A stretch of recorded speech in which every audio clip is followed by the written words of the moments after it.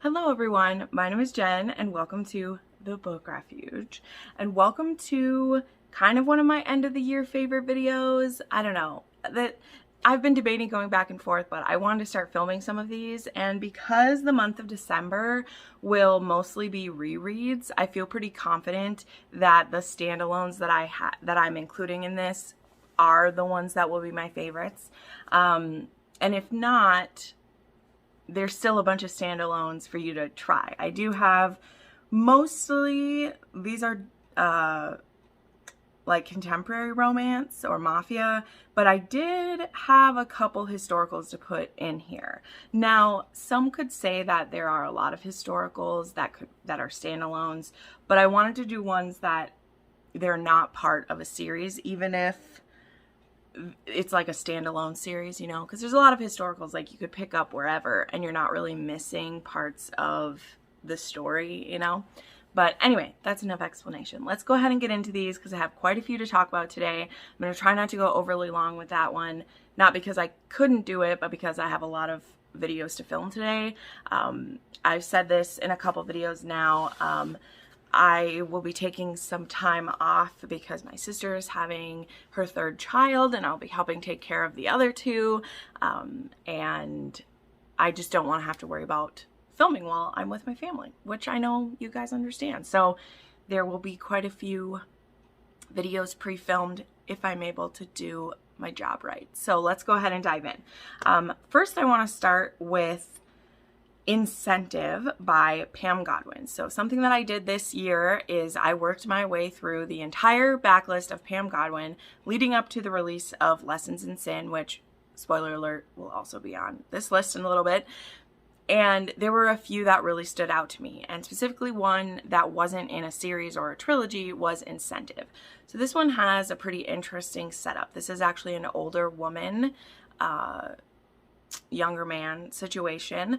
Our heroine is a famous actress who kind of contracts men to be her boyfriend. So it's sort of an escort situation, but not completely, because our hero, he has recently lost his job for was sexually harassed by his female boss, and he had to quit / was fired by her. And there's this man who frequently comes into this bar who has been telling him that he would be really good as a hired partner. And again, it's not completely an escort, but that's what our hero kind of sees it as. But what you do is you're entering a contract to be in minimally a year-long relationship with whoever chooses you, or you get matched with. It's more like you get matched with them by the, matchmaker situation. And a lot of these people who are choosing that they're the wealthy or famous who need someone who, they can trust that they're not just going to get dumped by them, that their secrets aren't going to get shared, kind of thing. And our heroine has a couple interesting kinks, nothing honestly overly over the top compared to some other of Pam Godwin's books, but it's very interesting because she's looking for someone to kind of be not so much submissive in dynamic, but submissive in letting her make all the decisions because she's the one with the money. And he's like, well, I thought this was supposed to be like a partnership. And so it was just very interesting. It's a very unique setup, as you can probably guess by me trying to explain it.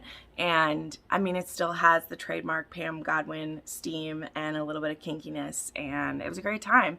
And for this book, there weren't any triggers that I saw, except for some previous abuse in a relationship, but it's not really it's not on page. It's only mentioned briefly. But yeah, maybe still double check if you have those kind of triggers, but this one was pretty trigger free for being a Pam Godwin book. Just good to say that. So then I'll just go ahead and get this one out of the way then too. This one will probably actually be on my favorites of the year list as well, but this is a standalone. It does fit into the Midnight Dynasty, as I have mentioned many times. That is a world created by the Dangerous Press, which is a indie publisher, and these books take place within that world. But these books, they don't need to be read in any particular order. It's only because they share some characters. And you can find the reading order for that world if you would like to on Dangerous Press on their Instagram. But anyway, this one is a bit more taboo, a little bit more triggering maybe. This is a romance between a priest who is also the headmaster of a female boarding school. And it is for troubled girls, basically. And our heroine, her name is Tinsley Constantine, and her mother wants to get her in this boarding school to keep her kind of chaste for her arranged marriage that is supposed to happen when she graduates. So she's 18, but her mother is like, that's the part that's kind of part of the Midnight Dynasty, is that the Constantines are a very wealthy family who has lots of business deals going on and stuff like that. And, you know, she obviously doesn't want that for her life, and she's doing everything that she can to kind of foil those attempts. And then she gets put in this school. And so Magnus, Father Falk, he has every intention of disciplining Tinsley and keeping her on the straight and narrow. But what he doesn't predict is that he will have such feelings for her, because Magnus has actually only ever been attracted to older women, and he has a kind of a dark past. So he bought this school and created this environment because it is literally devoid of temptation for him. Like, teenage girls do nothing for him. I mean, as they should, frankly, because this is a taboo. Like, teenage girls shouldn't do anything for you. But the point being, he completely removed himself from society and all those things. So I absolutely love this book. Yes, it's taboo. It has other triggers in here, particularly one that doesn't get mentioned is animal violence. I, again, don't want to spoil anything. Some of it is suspected, like you're not seeing it on page, but there is a scene in here that's a little bit traumatizing because we think something really horrible has happened. So I just want to put that out there, because not everyone mentions animal triggers, and honestly, stuff happening to animals. At this point in my reading life, things happening to animals triggers me so much more than things happening to people, which I know is fucked up, but that's just how it is. So I absolutely love this book. It is not the same type of book as like Priest by Sierra Simone. This is a very different like tone and things going on. Magnus isn't quite as tortured of a man, but it still is forbidden and taboo. But Magnus, he is a man. This has some great caretaking moments in it, and I love it. Absolutely love it. Okay, then we have Kidnapped by the Pirate by Keira Andrews. This is a gay age gap romance. So we have our pirate who kidnaps, I believe Nathaniel is the young man. I think Hawk is the pirate's name and Nathaniel is the young man. He kidnaps and holds for ransom Nathaniel, who is supposed to be going to this island where his father is like the governor for an arranged marriage. He's only 18 years old, but he's supposed to marry this woman there. And he gets kidnapped and held for ransom. And to keep him safe, he's put in the captain's cabin. And the thing is Nathaniel, he is a virgin, but he's always been attracted to men. And now he's trapped in this confined space with this very sexy, burly, intense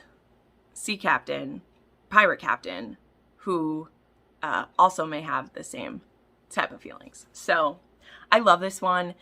Though this is a captive situation, so there is a power dynamic, the sexual things between them are all, like, they're all consensual. If you consider the power dynamic making that dubious consent, you absolutely can. You would not be wrong. But I just want to say there's no, like, brutal, non-consensual things. They're all more like experimentation and a lot of times joyous consent things. But just want to put that out there. Love this book. If She Says Yes by Tasha L. Harrison. So this is another older woman, younger man. This is a best friend's mom romance. There are not a ton of these, but I love this one. This is also an interracial romance too, because I believe the mom is black, a black woman. But this takes place when our hero comes back home because his best friend is getting married, and he actually lived in the home with his friend and, you know, therefore like his friend's mom while he was growing up, and he always kind of had a crush on her. Well, now I think it's been 10, 15 years, and she no longer has a husband, and he's ready to kind of make his move. Well, they're trapped in the same house for this like wedding week. This book is so hot. He's also a bit of a submissive hero. There are a few scenes of mama taking charge, let's just say.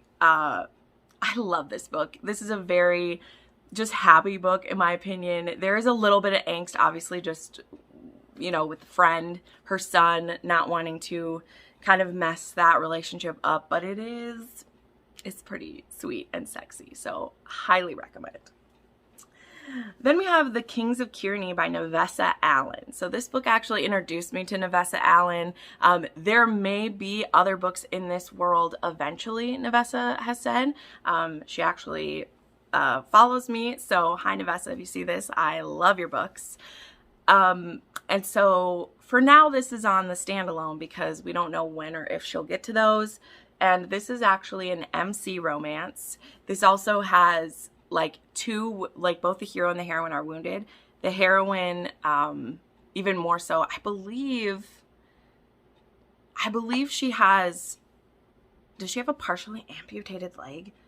I can't quite remember, but she's a wounded warrior. She was wounded when she was overseas. And then the Kings of Kearny are made up of a lot of veterans. They're a biking club that is made up a lot of them. But what this story is about, which is so fascinating, is that our heroine actually has a grandmother who's in a nursing home. And there are some strange things happening at the nursing home. It actually appears that a rival gang / rival motorcycle club may be like peddling drugs possibly through this nursing home. And so our hero, he has actually been like forbidden to go in there. And he knows that this woman, who she's a bartender at a bar that the bikers come to quite often, that she has a grandma who's there. And so he wants to kind of use her to get in and find out what's going on. And, you know, they are going to kind of like fake hook up, fake date so that people believe that they're together. But they're like, well, we might as well fuck while we're fake dating. And I love that kind of a setup. I just do. This book was, oh my gosh, I loved it so much, and actually made me read everything else that Navessa has written as well. Absolutely love this. It's one of my favorite biker books because it doesn't have a lot of the biker culture things within it that I'm not a fan of. And I think this one does a really good job of, if you don't like those things, you can still like the found family aspect without the biker slang and some of the derogatory terms that happen. And I think part of that is that there are women in their club that aren't like club whores and such like that. Then I have Still Beating by Jennifer Hartmann. This is a book I read recently and was just agony, but also rising from the ashes so much. So I don't want to spoil too much about this book because not a lot was spoiled for me. So, you know, I don't want to do that for you. But the gist of this book is that it's this woman and her sister's fiance. The wedding is about to happen for her sister and her sister's fiance. And they've actually known each other for a very long time because he's been dating her sister for many years, and he actually was kind of her like bully and like teaser. He would like pick on her when they were in school, and so she really hates him. She hates that he's marrying her sister, and they actually get kidnapped by a serial killer together and tied in a basement, and they are forced into some very uncomfortable positions.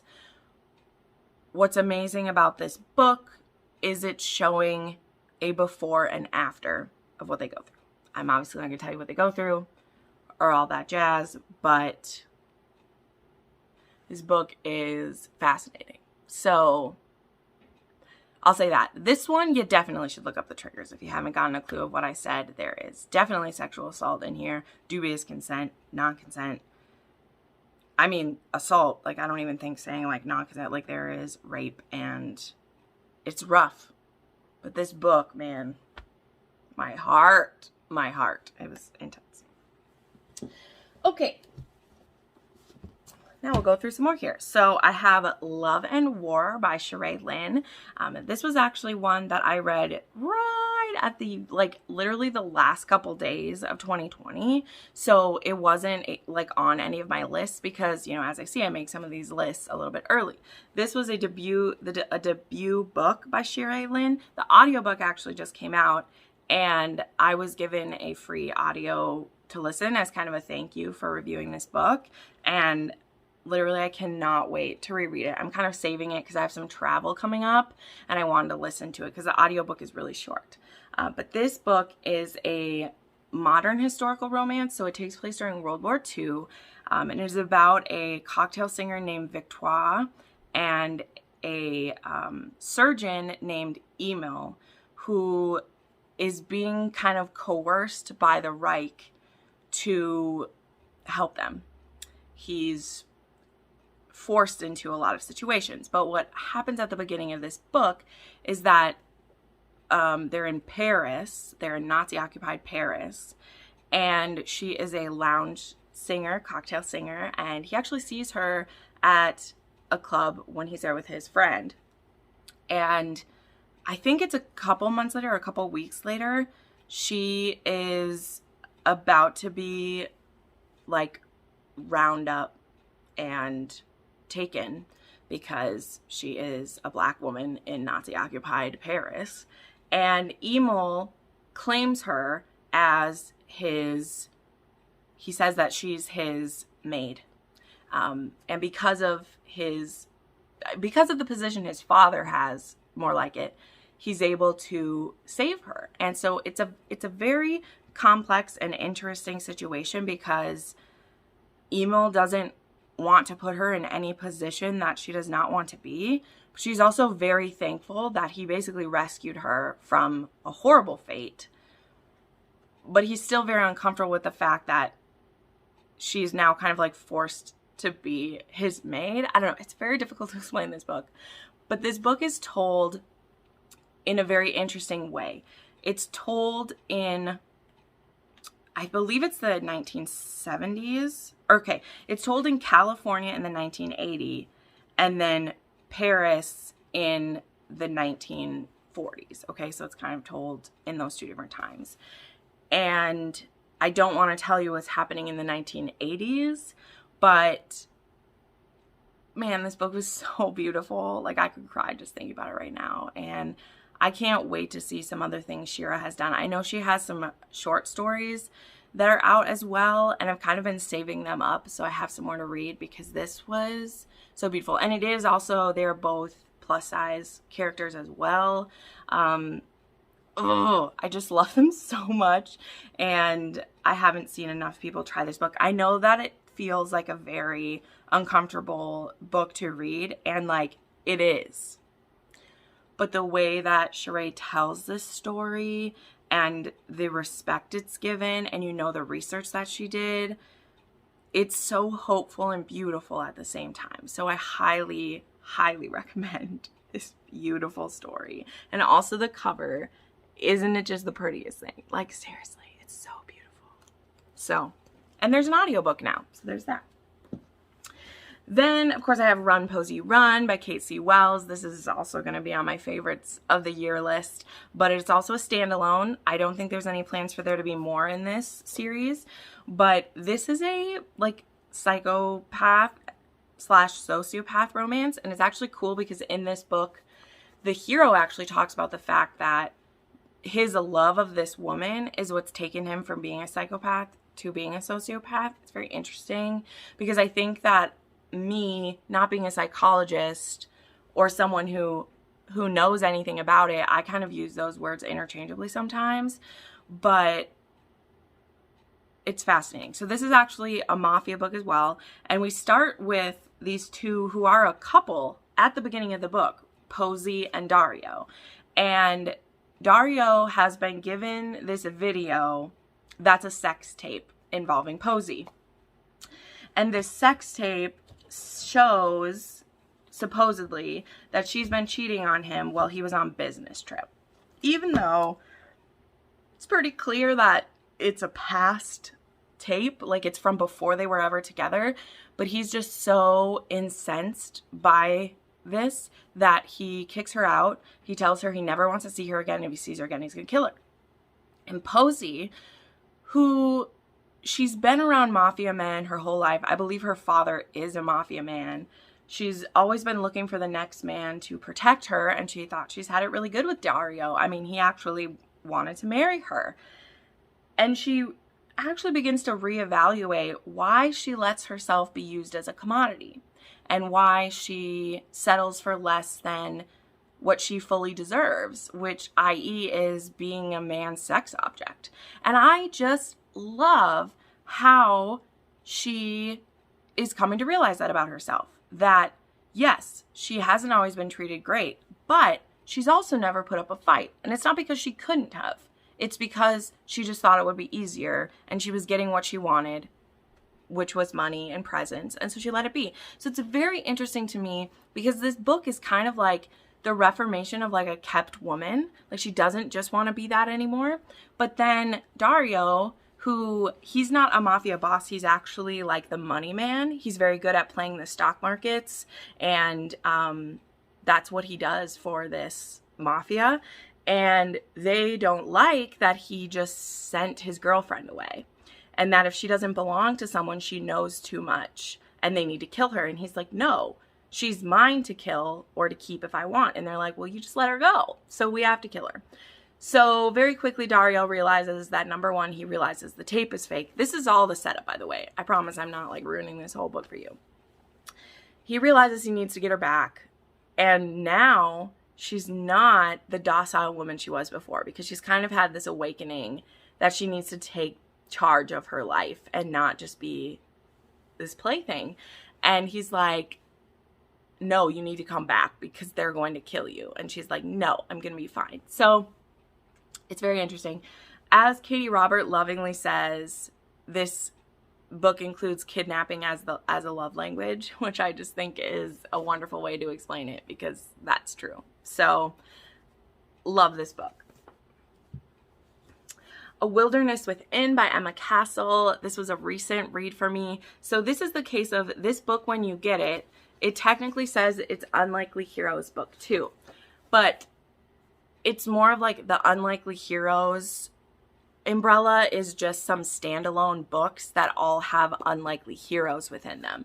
The first book is called Midnight with the Devil, and it's actually a case of like a woman and Lucifer and a bargain that they make. And this book is about a pandemic. Yes, it is about a pandemic.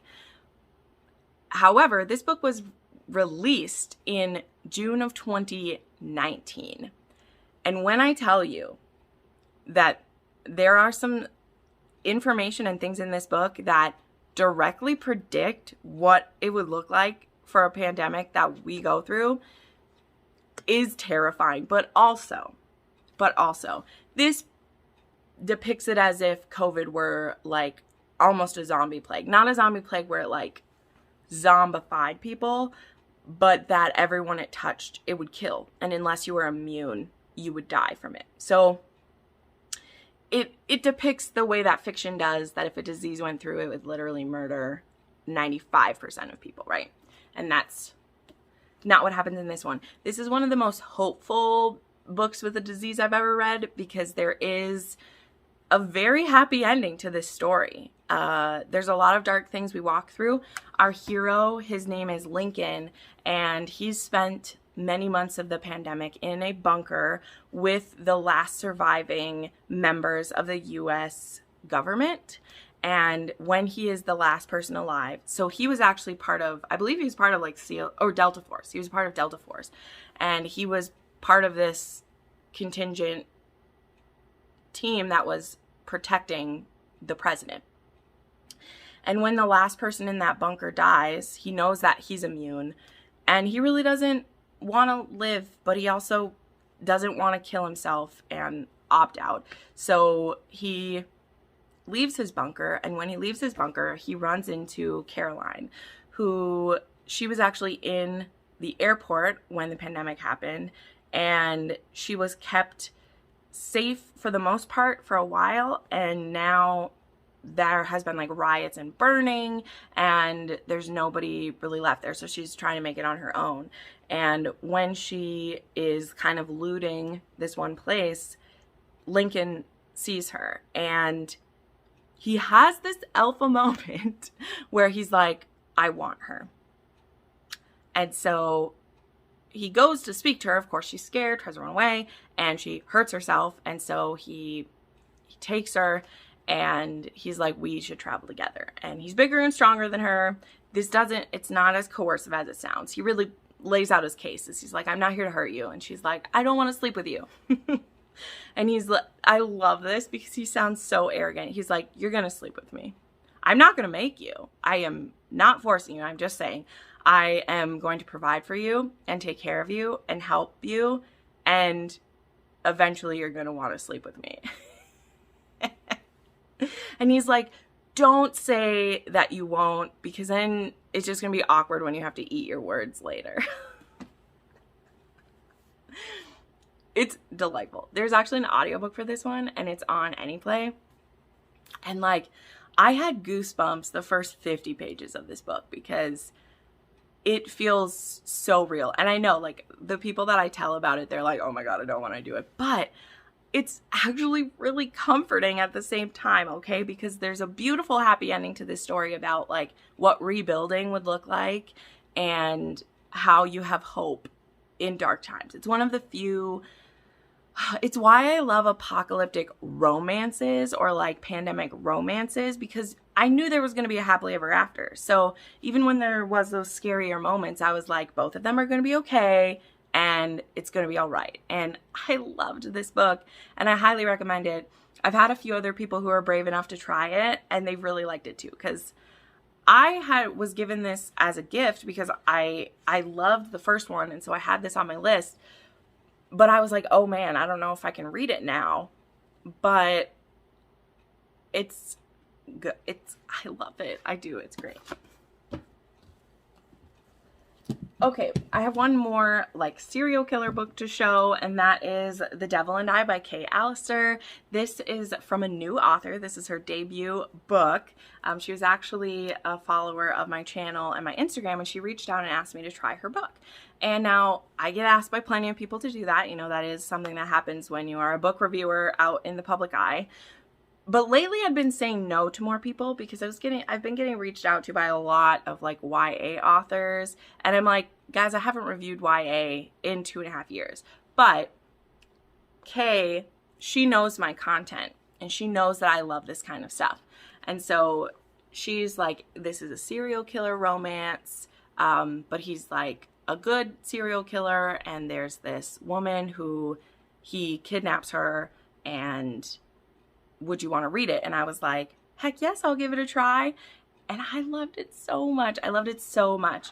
Because this was a book that I gave 4 stars, and those main reasons were that you can kind of tell this is a debut book. And I've told Kay this is not a harsh criticism because the characters and the story that was built are wonderful. There was just a few things that were a little distracting as a reader to me that were like structural, if that makes sense, or like certain word choices that were used.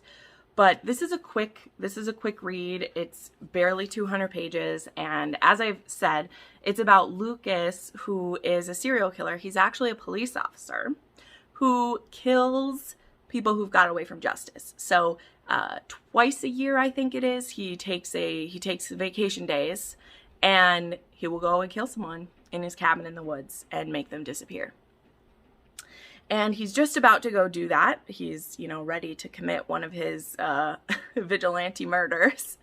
And he finds Raina out in the woods. And Raina, trigger warning for this, has just attempted suicide.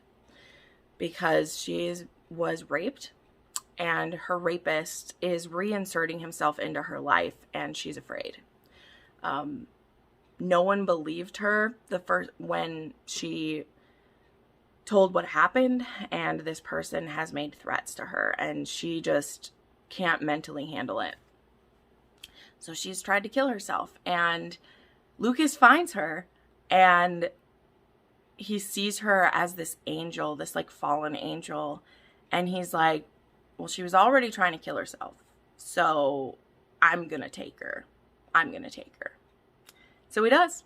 He takes her to his cabin in the woods, and he rehabilitates her, and he finds out who hurt her, and he's gonna take care of it. This book is great. It's great. Seriously, the concept, the execution, the characters, I love it. I can't wait to see what else Kay writes. She says she's working on Mafia next. I'm so here for it. I love this, and I love to support new authors who come out of the gate with a book like this. So please, please, please go check out The Devil and I. Please support this author, and especially if you love serial killers or like vigilante serial killers and psychopaths, like you want to read this book. Then I have Breaking Out by Samantha Wayland. Oop, this one's a little shiny. Now, this is one that I believe fits into a world, but in and of itself, I believe it's a standalone. So this is one that I haven't read any other books by Samantha Wayland yet. I have a bunch of them. I was actually given this as a gift, but I read it on, it was a viewer recommendation first. So this book, if you can't tell, this is a menage. One of the best ones I read this year, actually. And this is about Maddie and Reese. And they're actually employer and like assistant. And they've been friends for quite a few years. They both are attracted to each other a lot, but they haven't made their move because of their working situation. They don't want to mess it up, or their friendship. Well, Maddie happens to be at Reese's home, and he's a billionaire. His family's very wealthy, and so is he. When some people break in to attack it, and so he has a panic room. So she hides in the panic room, and then she calls him, and they're coming. The police are coming. People are coming, and when he gets there and like lets her out of the panic room, they kiss each other, and they're like, "We're going to stop pretending we don't like each other after this scare." Then they get assigned this bodyguard named David, and they're both attracted to them, and he's attracted to both of them. So that's all I'll say about this one. This was one of the lowest angst menages that I've ever read. This was so sexy. We also have our heroine has a few like dom tendencies. There's some fun experimentation in here. This was just so pleasant, and I cannot wait to read more of Samantha Wayland's books, but this was great.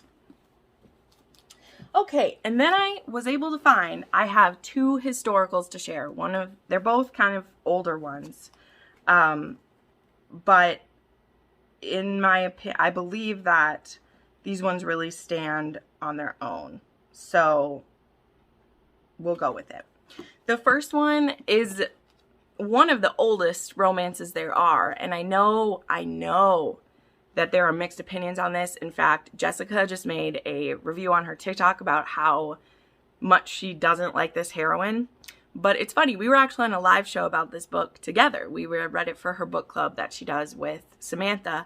And I had very opposite opinions because I have a soft spot now for tricky heroines. So I'm actually recommending Shanna by Kathleen E. Woodiwiss. And I know this book will not work for everyone. This is a bodice ripper. This one is very long. Depending on your version, this book is over 600 pages. And for a lot of this book, the heroine is an absolute witch, okay? She's a young girl. She's spoiled. She's bratty.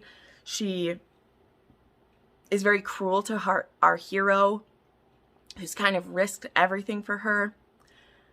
But when it starts to turn, I love watching her grow up, okay? Like, this heroine has an amazing character arc. Like, this is an epic story, okay? And I understand it's not going to work for everybody. And I understand why it won't work for everybody. There's a lot going on. And there are points in this book where I want to punch her in the face.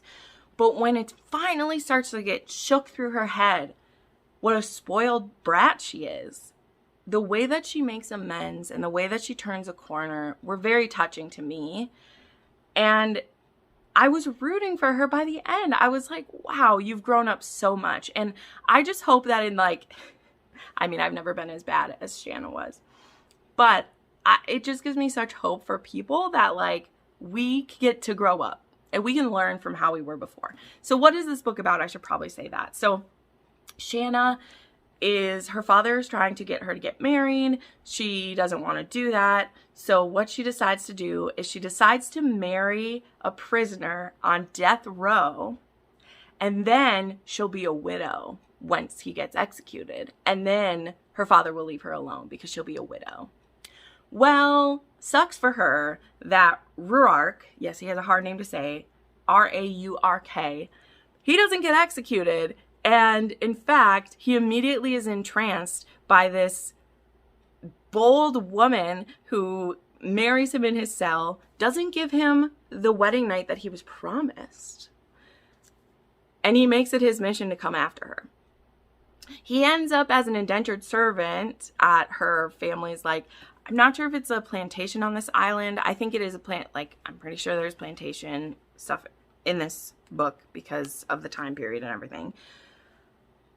And he works his way to prominence at this plantation, and he is a thorn in Shanna's side because she won't stick to her word, and he is holding her to her word that he is her husband and she is his wife. And this book has dubious situations. Again, it is a bodice ripper. A bodice ripper, they are books that have some serious situations in it. This book, I think, is 1977. But if you're someone who loves historical romance, you don't mind a bodice ripper, you think they're fascinating, I just highly recommend this one. And know that Shanna is going to make you angry for so much of this book.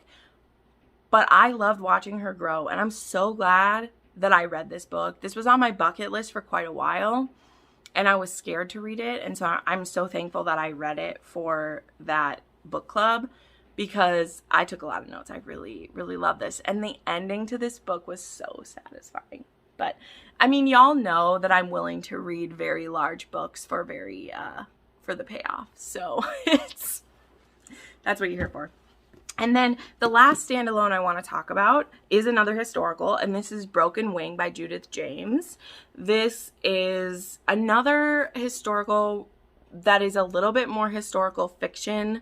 Even though it is a romance, like the romance is important, this is also about a journey of a man and the woman who loves him through all of it. So our hero is Gabriel St. Croix, and he doesn't have any family. He has spent many years in a brothel, and for the last 5 years, he has been protecting this small boy from having to become a prostitute as well.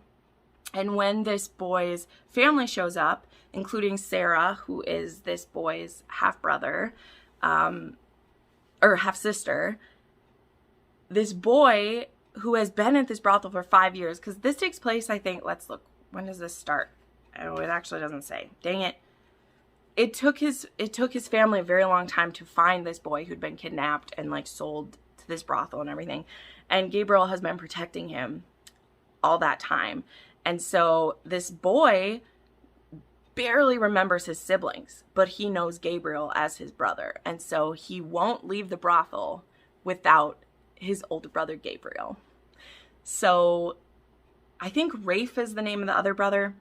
I could be wrong. Or Ross. His name is Ross. So Ross and Sarah, the siblings who've come, they engage Gabriel to be kind of a companion to this boy for a certain amount of time. They're like, come back with us. You can live with us.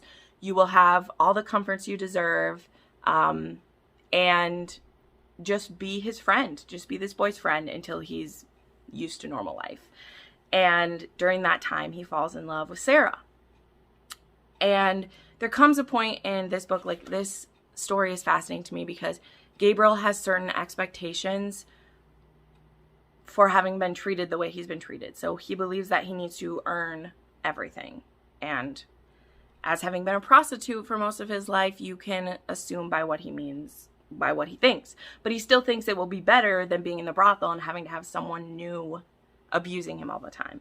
But as he falls in love with Sarah, he realizes that he wants something that is his own so that he can be worthy of her. And that leads him to a little bit of seafaring. So like I said, this is an epic. This book does definitely have some triggers for assault and abuse and those things.